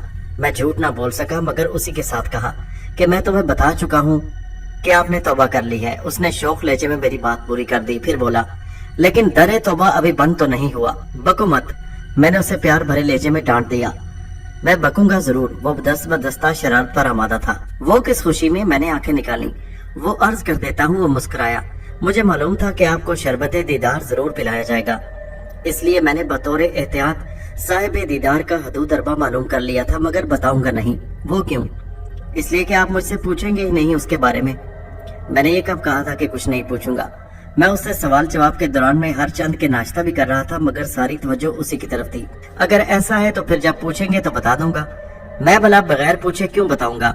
उसका नाम नफीसा है और ये भी कि वो अभी तक कुंवारी है। वो मुस्कुराया। मैं चौंक उठा। कुंवारी है अभी तक? जी हाँ, उसने जवाब दिया, और उसकी वजह है। मगर क्यों बताऊं? वजह यह है कि अपने बूढ़े माँ बाप की इकलौती बेटी है और उनकी गुजर बसर का वाहिद जरिया है। देखो, तुम शरारत से बाज आ जाओ और सीधे सीधे बात बताओ सारी। मेरी आंखों में कोई ख्वाब सा जागने लगा था। गुजर बसर के वाहिद जरिए से क्या मुराद है तुम्हारी? अब आए ना आप घाट पर। वो मुस्कुराते हुए कहने लगा। नौकरी करती है वो एक दफ्तर में, टाइपिस्ट है वहाँ। और कुछ पूछना है? हाँ, सब कुछ बताओ उसके बारे में, मैंने जोर देकर बोला। सब कुछ ना पूछे तो बेहतर है। हमजाद संजीदा हो गया। कुछ बातों का ना जानना भी अच्छा होता है। अब सबक ना दो, मुझे जो पूछ रहा हूँ वो बताओ। तो सुनिए, उसका एक अदद मंगेतर भी है और वो नफीसा को टूट कर चाहता है। अच्छा। मैंने तवील सांस लिया और उसी के साथ मेरी आंखों में जो ख्वाब जागे थे रेजा रेजा होकर बिखर गए। इसीलिए कह रहे थे कि कुछ बातों का ना जानना भी अच्छा होता है। हमजाद ने मेरा जुमला पूरा कर दिया, फिर बोला, वैसे ज्यादा मायूस होने की जरूरत नहीं, जैसा कि आपके चेहरे से जाहिर हो रहा है। गलत ख्याल है तुम्हारा। मैं जीभ मिटाने के लिए मुस्कुराया। मैं क्यों मायूस होता? ये कहते हुए मैंने पानी के ग्लास की तरफ हाथ बढ़ाया। नाश्ता तो कर ले या भूख ही उड़ गई? तुम फिर अपनी पे आ गए। कर चुका हूँ नाश्ता मैं। मैंने ग्लास होंठों से लगा लिया, फिर पानी पीकर कहा, हाँ तो तुम क्या कह रहे थे कि मायूसी की बात नहीं करो? कुछ नहीं, खाक डालें इस पर। यह सोचें कि ढाका किस लिए आए थे, कहीं इस चक्कर में फंसकर आप उस गरीब सरिता को भूल ही ना जाएं। तुम ऐसा समझते हो मुझे? मैंने उसकी शरारत को मद्देनजर रखते हुए निस्बतन सख्त आवाज में कहा। समझता तो नहीं, फिर आप क्यों इस सिलसिले में पेशरफ्त नहीं कर रहे? तो तुम अब जवाब तलबी करोगे मुझसे? मैंने उसे घूरा। कमाल करते हैं आप भी, मेरी ये मजाल कैसे हो सकती है? फिर सरिता के सिलसिले में क्यों बकबक कर रहे हो, जबकि मैं तुम्हें पहले ही बता चुका हूँ कि जल्दबाजी नहीं करनी। ये तो मैं भूल ही गया था। हमजाद ने ये जुमला इस तरह अदा किया जैसे मैं किसी मौके पर किसी को घिसने के लिए अदा करता था। मुझे हंसी आ गई। आखिर वो मेरा ही जिस्म लतीफ तो था, उससे ज्यादा मुझे कौन जानता। देखो, ढाका आए अभी मुझे पहला दिन है और मैंने कोई फैसला नहीं किया कि क्या कदम उठाऊं। जब तक मैं किसी नतीजे तक ना पहुंच जाऊं, इस सिलसिले में कुछ नहीं कहूंगा। मैंने संजीदगी से कहा। अरे आप तो नाहक संजीदा हो गए, ये तो मुझे भी मालूम है। तो फिर नफीसा के बारे में फौरन वो सब कुछ उगल दो जो तुमने मालूम किया है। नहीं मानेंगे, हरगिज नहीं। आपकी मर्जी। बाद में मिनमिनाएंगे तो मुझ पर इल्जाम ना कीजिएगा कि उसने ये बला मेरे के पीछे लगाई है। तुम कुछ बकोगे भी कि बस ऐसे तमहीद ही बांधे जाओगे? बकता हूँ जरा सांस तो लेने दे। उसने मजलूम नजर आने की अदाकारी करते हुए कहा, फिर कहने लगा, तो क्या पूछ रहे थे आप? तुम्हारा सर। मैं चिढ़कर बोला। वो तो सलामत है अपनी जगह, उसने भोलपन से कहा, लेकिन तुम मुझे इसी तरह सताते रहे तो ये सलामत नहीं रहेगा, समझ गए ना? तो पहले क्यों नहीं कहा था? मुझे फिर हंसी आ गई। दरअसल मेरी तन्हा जिंदगी में हमजाद की ये शरारतें शामिल ना होती तो जीना बड़ा कठिन हो जाता। मैं इसलिए उस पर ज्यादा सख्ती नहीं करता था और कभी कभी उसे तुरा दे जाता। उसका अंदाजा खुद उसे भी था, वो भी मेरी तरह हंसने लगा। काफी अरसे के बाद ऐसा कोई मौका नसीब हुआ कि यूं लम्हे खुशगवार गुजरे हों, वरना अमूमन एसाब कशीदा ही रहते थे या फिर किसी न किसी मार का राई रहती। मेरा जहन फिक्र से खाली तो अब भी नहीं था, मगर अब मैंने अपना अंदाजे फिक्र जरा सा बदल दिया था। उम्र के साथ साथ और तलख तजुर्बात के सबब मेरे मिजाज में कदरे ठहराव आ गया था। ये मुस्बत तब्दीली हमजाद को दोबारा मुसखिर करने के बाद में मुझ में रोनुमा हुई थी, वरना पहले मैं इतना सब्र कहाँ करता था। नतीजतन मुझे उसकी सजा भी भुगतना पड़ती। इस वक्त हमजाद और मैं दोनों ही देर तक हंसते रहे। फिर उसने मुझे बताया, नफीसा रशीद को बिल्कुल नहीं चाहती। मैंने इसलिए कहा था कि ज्यादा मायूस होने की जरूरत नहीं। अच्छा, उसके मंगेतर का नाम रशीद है? मैंने वजाहत चाही। जी हाँ, अब मंगेतर बनने से पहले भाईजान हुआ करता था। ना चाहने का सबब? मैंने भाईजान की तफसील से गुरेज करते हुए पूछा। एक नहीं कई हैं, उसने जवाब दिया। पहला तो यही कि उस गरीब के मुंह पर चीचक के दाग हैं और जाहिर है कि इसमें इसका कोई कसूर नहीं, रंग भी कुछ दबा हुआ है, सांवला सा। फिर ये कि मैट्रिक पास है और नफीसा ने 12 क्लासें पढ़ ली हैं, यानी तालीम में वो अपने मंगेतर से 2 क्लास बढ़कर है। जिस्म में कुछ हल्की हल्की सी तोंद है। एक बाजार बंद है और एक खुला हुआ। बाजार? मेरा मतलब है सारी दुनिया को एक आंख से मौसूफ देखते हैं। तो सीधे सीधे यूं कहो ना कि एक आंख है, वही तो कह रहा हूँ। खैर, तो इसमें इस गरीब का क्या कसूर? बचपन में बीमारी के सबब एक आंख जाती रही, इसलिए हर वक्त धूप का चश्मा लगाए रहता है। बड़े बड़े लोग एक आंख वाले भी हुए हैं, मसलन।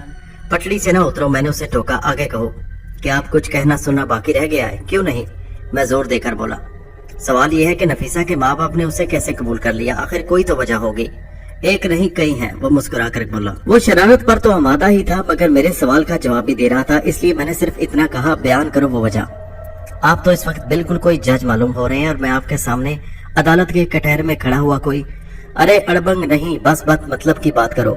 वो वजह बताओ जिसकी बिना पर नफीसा के माँ बाप ने रशीद को कबूल किया, और ये भी कि नफीसा उस पर कैसे राजी हुई।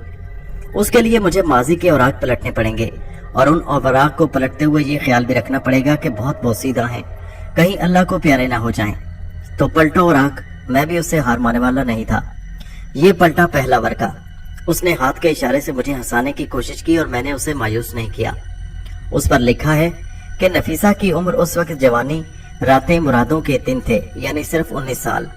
उस उम्र में मौसूफा अगवा कर ली गई और पुलिस की अनथक कोशिशों के बाद खुलना से बरामद की गई। इन अनथक कोशिशों में पुलिस को 4 माह लग गए और 4 महीने किसी जवान जहान लड़की के लिए बहुत होते हैं। समझ रहे हैं ना आप मेरी बात? खैर, उन दोनों बंदों को तो लंबी सजा हो गई जिन्होंने नफीसा की मर्जी के खिलाफ उसे हब्से बेजा में रखा हुआ था, मगर जाहिर है कि नफीसा पर जो कुछ गुजर गई उसका तदारुक कौन करता। गरीब माँ बाप की इकलौती बेटी बदनाम हो गई, जबकि वो बेकसूर थी। ये बात भी छुपाई ना छुपी कि उसके माँ बाप ने उसे फौरन ही कुछ दिन के लिए अस्पताल में दाखिल करवा दिया। अस्पताल से नफीसा खाली हाथ ही घर आई। वो पीली पड़ गई थी। बड़ी मुद्दत के बाद कहीं जाकर पहली सी बाहर आई, मगर अब बहुत से मसले दरपेश थे। पहला मसला तो यही कि कोई खानदान वाला किसी ऐसी लड़की को अपनी बहू बनाने पर राजी नहीं था जो अगवा भी की जा चुकी हो, और आप खुद ही समझते हैं, तफसील क्या अर्ज करूं। आपको मालूम ही है कि मैं कुछ शर्मीला वाकया हुआ हूँ। ऐसी बातें मेरी जुबान पर नहीं आती। आपको शायद याद होगा कि एक मर्तबा आपने मेरठ में मुझे, बस मैंने हाथ के उठाकर उसे खामोश करा दिया। इस तरह तो आप मुझे बेबस कर देते हैं और मेरे दिल की बात दिल में रह जाती है। आप ही बताएं, ये जुल्म है कि नहीं? बर्दाश्त करो जुल्म, ये तो होगा। तुम जानबूझकर बहकोगे तो मैं जरूर टोकूंगा। हाँ तो फिर क्या हुआ? अब तो वो वर्क खत्म हो गया। यकीन करें, मैं आखिरी सत्र तक पढ़ चुका हूँ। मजीद कुछ जानने के लिए मुझे माजी के औराक में से वर्क नंबर 2 उलटना होगा, और ये मैं अर्ज कर चुका हूँ कि औराक बोसीदा है, इसमें टाइम लगेगा। तो लगाओ टाइम। मैंने कब मना किया है? मुझे कौन सा कहीं हाजिरी पे जाना है? माफ कीजिएगा, आप अहले जुबान होकर गलत उर्दू बोल रहे हैं। हाजिरी बजाई नहीं जाती। दलील उसकी ये कि हाजिरी कोई बांसुरी नहीं होती, ना किसी किस्म का बाजा। हाजिरी दी जाती है। हम अहले जुबान है, जिस तरह बोले। तुम कौन होते हो टोकने वाले? और आप भी ये कहेंगे कि जुबान हमारे घर की लौंडी है। मैं ना समझ सका कि वो मुझे इस तरह चोट करने के लिए घेर रहा है। इसी सबब कह दिया, हाँ जुबान हमारे घर की लौंडी है, इसीलिए आप इसके साथ लौंडियों का सा सलूक करते हैं। वो मुझ पर चोट कर गया। जेब मिटाने के लिए मैंने उसे डांट पिलाई और असल मौजू की तरफ लौटने का हुक्म दिया। ये लीजिए, नाराज क्यों होते हैं? पलट गया वर्क। लिखा है नफीसा ने अपनी तकदीर को कबूल कर लिया कि बिन ब्याही रहेगी। माँ बाप ने ऊपरे दिल से उसके फैसले के खिलाफ थोड़ी बहुत बकझक की। ऊपरे दिल से क्या मतलब है तुम्हारा? इसकी वजह एक नहीं कई वजह। देखो, अगर तुम हर बात पर इन्हीं लफ्जों की तकरार करते रहोगे, एक नहीं कहीं तुम्हारा तकिया कलाम हो जाएगा, बल्कि मैं तुम्हारी चिढ़ बना लूंगा, एक नहीं कहीं। मैं चिढ़ कर बोला, चिढ़ तो आप रहे हैं इन अल्फाज से, और चिढ़ उसी की बनती है जो कुछ मखसूस अल्फाज सुनकर तुम फिर मुझे सबक पढ़ाने लगे। मैं तो आपको बता रहा था कि आप तो बस ख्वामखा हर वक्त मेरी तनाबें खींचते रहते हैं। बस बता दिया तुमने, काफी है, आगे कहो, आगे क्या कहानी है? क्या वही जो कह रहे थे? वो तो मैं भूल गया। फिर जब मैंने उसे घूर कर देखा तो राह रास्त पर आ गया। इस तरह तो ना देखे मैं डरने लगता हूँ। तो मैं औराक माजी का वर्क नंबर 2 और सतर नंबर क्या थी? वो क्या था सतर नंबर? उसने शरारत से मेरी तरफ देखा और फिर खुद ही मेरे चेहरे का जलाल देखकर जल्दी से बोला, याद आ गया, याद आ गया। सतर नंबर 15 थी। दरअसल बहुत बारीक लिखा था और कातिब ने कलम भी सही नहीं लगाया। जगह जगह बैन सतूर गड़बड़ है। मीम का डंडा निचली सतर के काफ के मरकज से अटकेलियां कर रहा है। खैर कर रहा होगा, मुझे क्या। तो सतर नंबर 15 के बाद लिखा है, नफीसा की अम्मा अपनी आंखों की बिनाई से महरूम होती जा रही थी। जिस तरह के आम तौर पर हीरोइनों की अम्माओं की बिनाई ऐसे मौके पर कम हो जाया करती है। अब वो सिलाई कढ़ाई करके घर का खर्च पूरा नहीं कर सकती थी। अब्बा हुजूर किबला सदा के निकट्टू थे। इन हालात में बीवी गरीब की जान अजाब में थी। गर्ज के अब नफीसा पढ़ लिख कर जवान हुई तो उसने घर की जिम्मेदारी कबूल कर ली, गोया नौकरी को प्यारी हो गई और शादी ना करने का भी ऐलान सुना दिया। मैंने इसलिए कहा था कि उसके वालिदैन ने ऊपरे दिल से उसके ऐलान पर थोड़ी सी रह पैं की थी, वरना कमाने वाली लौंडिया दूसरे घर की हो जाती तो वो क्या खाते। मगर तुमने इस सिलसिले में रशीद का जिक्र तो गोल ही कर दिया। वो कहाँ था इस अरसे में, और फिर कब और किस तरह वो नफीसा का मंगेतर बन गया? मैंने इतराज किया। रशीद जैसौर में था, अभी कोई साल भर हुए वो ढाका आया है। हमजाद ने जवाब दिया, ठहरे, उसकी अलग कहानी है, वो भी अर्ज करता हूँ, लेकिन ज्यादा तफसील नहीं, मुख्तसर। ये अच्छा किया आपने, उसकी कहानी है ही मुख्तसर। मैं भी चाहूँ तो उसमें ज्यादा कलीफ उन्हें नहीं जोड़ सकता। खैर सुना दो उसकी कहानी, मगर असल मौजू की तरफ जल्दी लौट आया करो। जाऊंगा तो लौटूंगा ना, मैं तो यही हूँ आपकी खिदमत में। वो बोला, हाँ तो अर्ज किया है। ये तुम कोई शेर सुना रहे हो या वाकया?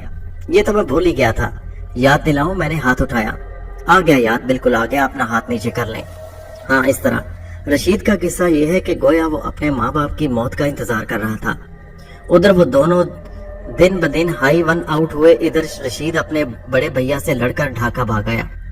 शादी उसकी भी नहीं हुई थी। अब आप मुझसे उसकी वजह ना पूछिएगा, वरना मैं फिर वही कहूंगा, एक नहीं कही।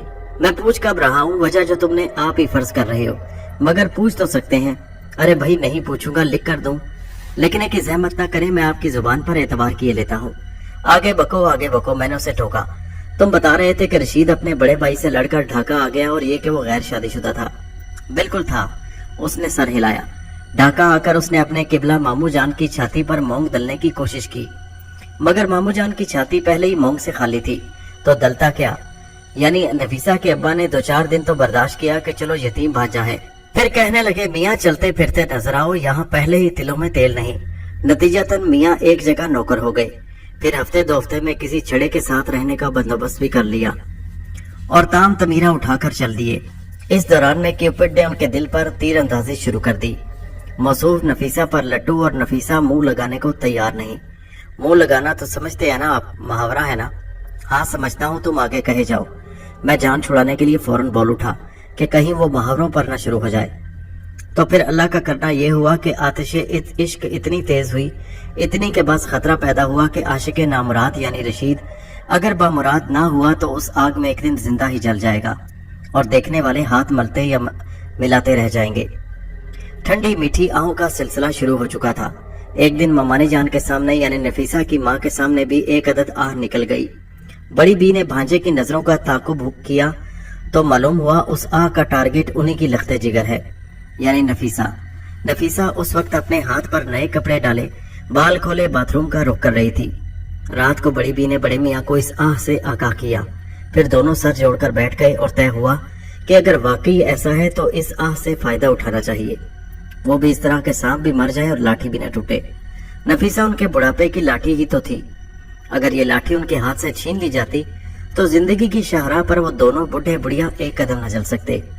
بڑے میاں نے یہ معاملہ اپنے ہاتھ میں لے لیا اور بھانجے صاحب پر پٹو ڈالنے کے لیے خود پہل کی۔ جو خود زیر دام آنا چاہتا ہو اسے تو بس اشارہ چاہیے۔ بھانجے کی دانست میں قبلہ مامو حضور کی شرط بھی کوئی مشکل نہ تھی۔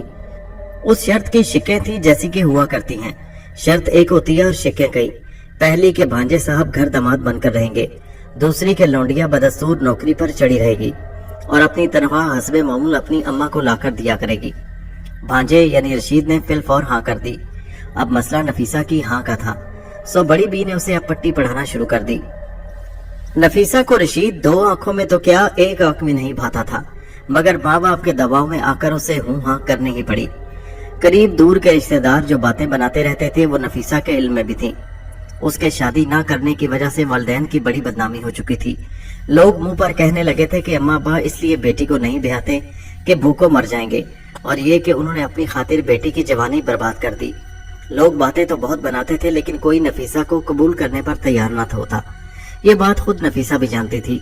کچھ اس بدنامی سے بچنے کے لیے اور کچھ فطری تقاضوں سے مجبور ہو کر نفیسہ نے رشید کو اپنا جیون ساتھی بنانے پر تیار ہو گئی۔ رشید کیسا بھی تھا مگر اسے چاہتا تو تھا، مرد تو تھا، اور مرد کے بغیر عورت ادھوری ہوتی ہے۔ تو یوں مجبوراً نفیسہ نے رشید کو قبول کر لیا۔ یہ ہے ساری کتھا کہانی۔ اب آپ فرمائیں کہ بیچ اس مسئلے کے آپ کیا کہتے ہیں؟ یہ کہہ کر حمزاد نے طویل سانس لیا اور میری طرف سوالیہ نظروں سے دیکھنے لگا۔ مجھے کچھ نہیں کہنا، تم جا سکتے ہو، میں نے اس سے سنجیدہ ہو کر کہا۔ کیا مطلب؟ وہ حیران ہوا۔ مجھے تو بلوا کر تھکا مارا اور اب آخر میں ٹکا سا جواب دے دیا کہ جا سکتے ہو۔ میں کچھ دیر تنہا رہنا چاہتا ہوں، تم جاؤ۔ میری آواز تھکی تھکی اور بوچھل تھی۔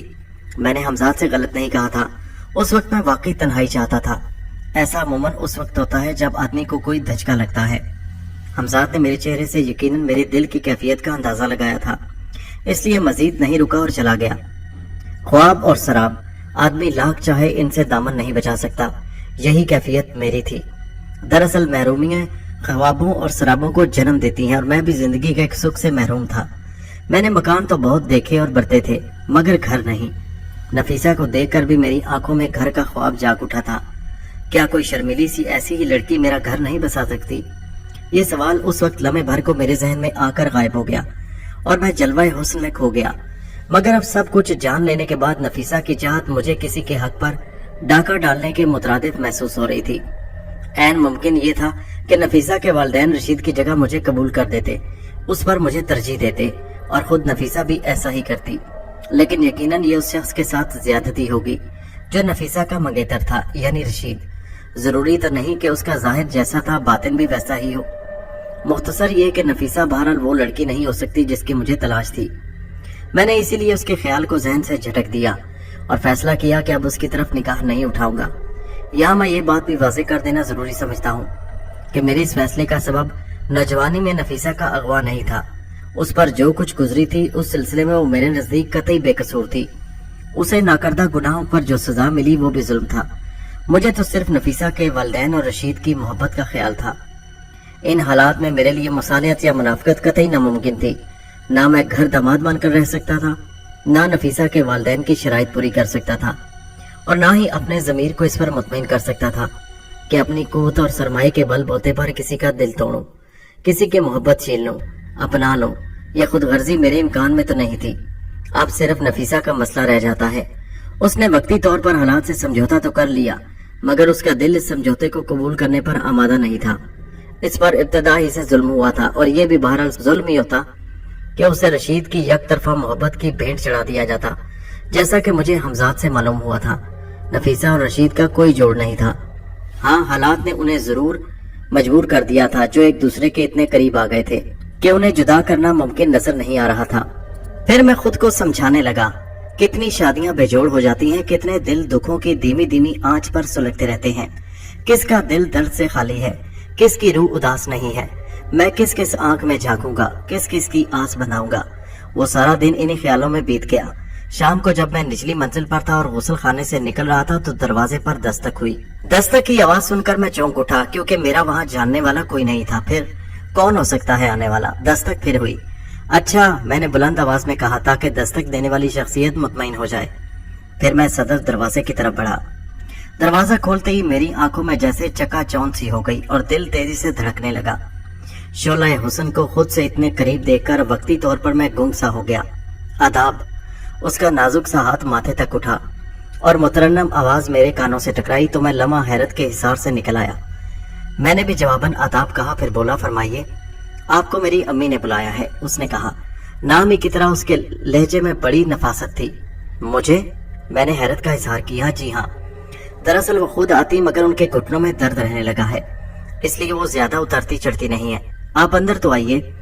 इस तरह दरवाजे पर खड़े होकर बात करना, माफ कीजिए, कुछ मायूब सा लगता है। मैंने उसकी सुर्ख फूलोदार साड़ी और फिर कानों में पड़े हुए खूबसूरत झालों की तरफ देखते हुए कहा। मैं दानिस्ता उसके हसीन चेहरे पर निगाह डालने से गुरेज कर रहा था। जी नहीं शुक्रिया, मैं चलती हूँ। मुड़ने लगी। अरे ठहरिए ना, मैंने उसे रोका।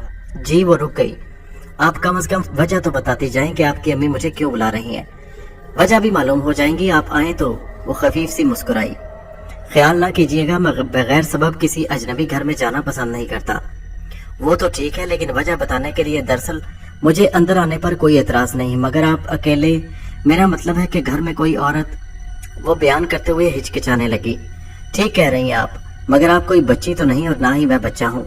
फिर ये कि आप तो पढ़ी लिखी समझदार खातून है, दफ्तर में मर्दों के साथ ही काम करती हैं और ये बात आपके वालिदैन भी जानते हैं। मेरी इस बात का वही रद्द-ए-अमल हुआ जो होना चाहिए था। वो चौंक उठी और फिर अपनी दराज पलकें उठाकर हैरत से मेरी तरफ देखा। आपको कैसे मालूम हुआ कि मैं किसी दफ्तर में काम करती हूँ? मुझे तो आपके बारे में और बहुत कुछ मालूम है, जिक्र को छोड़ें। मैंने कहा, आप तो ये बताएं कि आपकी अम्मी क्यों बुला रही है मुझे। वो बात तो खैर अर्ज कर दूंगी, मगर आप और क्या क्या जानते हैं मेरे बारे में? वो परेशान सी नजर आने लगी। ये देखकर मैंने उसे तसल्ली दी। सुना, इसमें घबराने की कोई बात नहीं और ना ही ये ऐसी बात है कि इस तरह दरवाजे पर खड़े होकर की जाए। बहरहाल आपकी मर्जी। ठहरिए, मैं अभी अम्मी से कहकर आती हूँ। वो फिर पलटने लगी। ठीक है, आ जाइए, मैं इंतजार कर रहा हूँ। इधर नशिस्त काम है। मैंने एक तरफ इशारा किया। दरवाजा आपको खुला ही मिलेगा। वो मजीद कुछ कहे बगैर तेजी से गली अबूर करके सामने वाले दरवाजे में दाखिल हो गई। उसी वक्त मेरी निगाह ऊपर उठी। खिड़की में मुझे किसी की झलक नजर आई। वो जो कोई भी था मुझे मुतवज्जो पाकर पीछे हटा। मेरे अंदाजे के मुताबिक या तो वो नफीसा का बाप था या उसकी माँ। घर में उन दोनों के सिवा और कौन होता? उनकी जवान बेटी एक अजनबी और तन्हा मर्द के दरवाजे पर दस्तक दे रही थी, इसलिए उनका चौकन्ना रहना करीने के आस था। मुझे कुछ अंदाजा हो रहा था कि नफीसा की वापसी में कुछ देर लगेगी। उसके वालिदैन आसानी से उसे दोबारा मेरे घर आने की इजाजत नहीं देंगे। यही सोचकर मैंने अपने बाल संवारे, फिर ऊपर जाकर लिबास तब्दील किया और नीचे नशिस्तगाह में पहुंचकर उसका इंतजार करने लगा। हमजाद ने अब तकरीबन मेरी पूरी शख्सियत ही बदल कर रख दी थी। जो लिबास उसने फराहम किया था, अब मैं उसमें पैंट्स और शर्टें भी थीं। इससे पहले मैंने ये लिबास नहीं पहना था, लेकिन अब ये लिबास बुरा नहीं था। उस वक्त भी मैंने पैंट और शर्ट ही पहननी थी। दरअसल लिबास का मकसद सतरपोशी है। सतरपोशी ख्वाह किसी भी लिबास से की जाए, शर्त सिर्फ उसका पाक होना है। मैंने इसलिए उस लिबास पर कोई एतराज नहीं किया था और उसे इस्तेमाल करने लगा। नफीसा को वापसी में वाकई देर लगी। मैं इस दौरान में ये सोचता रहा कि आखिर वो लड़की किस बहाने मेरे करीब आना चाहती है, मगर किसी नतीजे पर न पहुंच सका। ये तो सीधी सी बात थी कि उसकी माँ का बुलावा भी इस सिलसिले की कोई कड़ी था। मैं पहले ही बता चुका था कि नशिस्तगाह में उसका इंतजार कर रहा हूँ, इसलिए वो सीधी वहीं चली आई, मगर दरवाजे पर आकर रुक गई। वो बड़ी हैरत से मेरी सजी सजाई नशिस्तगाह को देख रही थी। फर्श पर कालीन बिछा था और दीवारों पर खूबसूरत और महंगे रेशमी कपड़े के पर्दे पड़े हुए थे। बेहतरीन सोफों पर से एक पर मैं बैठा था। उसे झिझकते और हैरान होते देखकर मैं उठ खड़ा हुआ। तशरीफ लाइए। जी, वो गड़बड़ा कर बोली। जरा सैंडल उतार, ये कहकर वो झुकने लगी। अरे इसकी जरूरत नहीं, आ जाइए, मैं भी जूते पहने बैठा हूँ। उसका ताल्लुक एक गरीब घराने से था और यकीनन उसने ऐसी कोई आरास्ता नशिस्तगाह नहीं देखी होगी और ना उसमें गई होगी, इसलिए वो सैंडल बाहर ही उतारने को कह रही थी। बहरहाल वो कालीन पर संभल कर पांव रखती हुई करीब आ गई। वो बहुत मुतासिर और मरूब नजर आ रही थी। मैंने दानिस्ता सामने वाले सोफे की तरफ इशारा करते हुए कहा, तशरीफ रखिए। वो शुक्रिया कहकर बढ़ गई। मैं उसके मुकाबिल वाले सोफे पर बैठ गया। सोफे पर बैठने के बाद वो कुछ देर सहमी रही। उसके चेहरे पर एक रंग आता और एक दूसरा रंग जाता रहा। जी अब फरमाइए नफीसा खातून। मैंने दानिस्ता गुफ्तगू का आगाज करते हुए उसे उसके नाम से मुखातिब किया। वो कुछ और सरासीमा हो गई। बात भी ऐसी ही थी। एक अजनबी मर्द से बगैर किसी तारुफ के अपना नाम सुनकर उसे हैरान ही होना चाहिए था। आप मेरा नाम? जी मैं मुस्कुराया। दरअसल मैं पहली ही मुलाकात में मामला खत्म कर देना चाहता था। उसकी आंखों में ख्वाब न जागने लगे। मुझे आप ही का नाम मालूम नहीं बल्कि आपके मंगेतर का नाम भी मालूम है। सच बताइए, रशीद नाम है ना उसका? कुछ देर को जैसे वो सन्नाटे में रह गई। मुझे भी यही तवक्को थी। परेशान ना हो, मैंने उसके एहसास पर बोझ महसूस करते हुए कहा। मुझे किसी ने कुछ नहीं बताया बल्कि मेरे अपने जराए हैं। दरअसल जहाँ मैं कुछ अरसे के लिए रिहाइश इख्तियार करता हूँ, पास पड़ोस के मुतालिक पहले ही मालूमात हासिल करा लेता हूँ। कौन लोग हैं और कैसे हैं, मेरे ख्याल में ये कोई बुरी बात नहीं। पास पड़ोस की तरफ से गाफिल नहीं रहना चाहिए। मेरी बात सुनकर उसने लंबा सांस लिया, फिर फीकी सी मुस्कुराहट के साथ बोली, आप बहुत पुरस्कार आदमी मालूम होते हैं। आप कहती हैं तो यकीन करना ही पड़ेगा। वैसे मैं ऐसा नहीं हूँ। वह भी मुस्कुरा दिया, फिर बोला, हाँ तो आप बताइए आपकी अम्मी मुझे क्यों बुला रही हैं? दरअसल अभी आपने कहा था ना कि पास पड़ोस की तरफ से गाफिल नहीं रहना चाहिए। यही बात दरअसल। ये कहकर उसने नजरें झुका ली। माफ कीजिएगा, मैं समझा नहीं। अम्मी को मालूम हुआ था कि आप अकेले हैं और घर में कोई औरत नहीं। वो रुक रुक कर कहने लगी, जी तो फिर क्या हुआ? वो देखिए ना, पास पड़ोस के भी कुछ हकूक होते हैं। तो अम्मी दरअसल ये चाहती हैं कि अगर आपको खाने पीने की कोई परेशानी हो तो अम्मी नाम आप बार बार ले रही हैं। ये बताएं कि अम्मी को पड़ोसी के हकूक का ख्याल आया था पहले या आपको? मैंने उसके दिल का चोर पकड़ लिया। जी हाँ, अम्मी को ही ख्याल आया था। उन्होंने ही मुझे आपके पास भेजा था। वो पहले रुक कर और फिर अपनी सफाई में तेजी से बोलने लगी। क्यों, क्या आपको पड़ोसियों का ख्याल नहीं आता? आता है, क्यों नहीं आता? फिर अम्मी गरीब ही पर क्यों सारा बोझ डाल रही हैं? दरअसल पहले उन्होंने ही कहा था, फिर मैंने भी तायद कर दी। वो नजरें चुराने लगी। और आपके वालिद साहब? वो अब्बा जी दरअसल जरा इन मामलों से अलग थलग रहते हैं। अलग थलग तो नहीं रहते। मैंने फिर ऐसी बात कह दी कि वो घबरा गई। रशीद से आपके रिश्ते का मामला तो उन्होंने ही तय किया था ना? क्या मैं गलत कह रहा हूँ?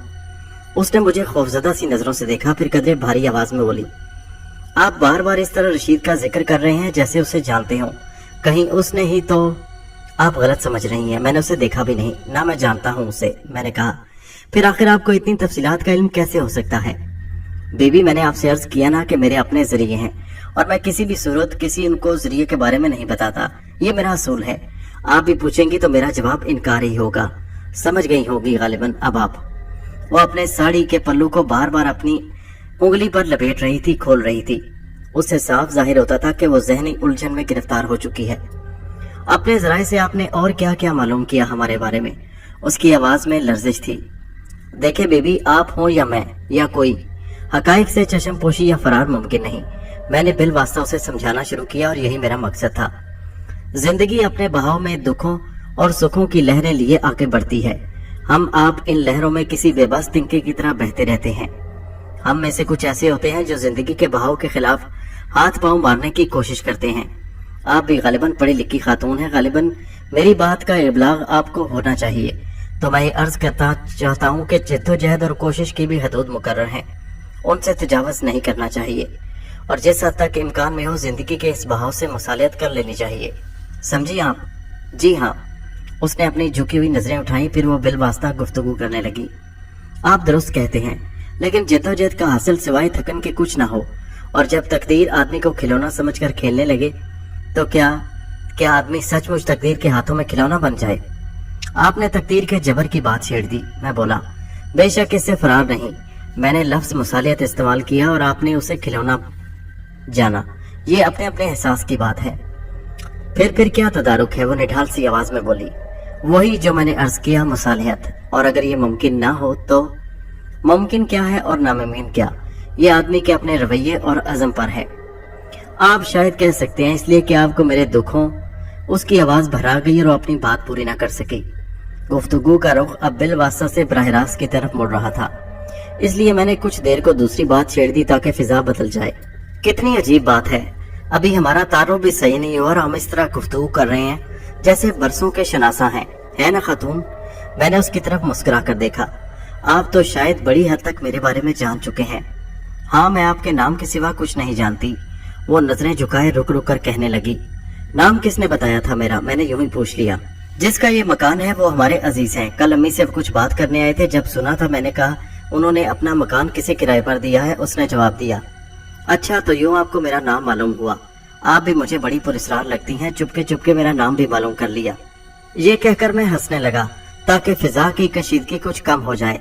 मेरी बात सुनकर वो भी मुस्कुराने लगी। जी नहीं, मैं कतई पुरस्कार नहीं हूँ, आपकी तरह की बताऊं ही नहीं, किस तरह ना मालूम हुआ था। वो मुस्कुराते हुए बोली, एक बात बताएं सच सच। मैंने फिजा को हमवार देकर कहा।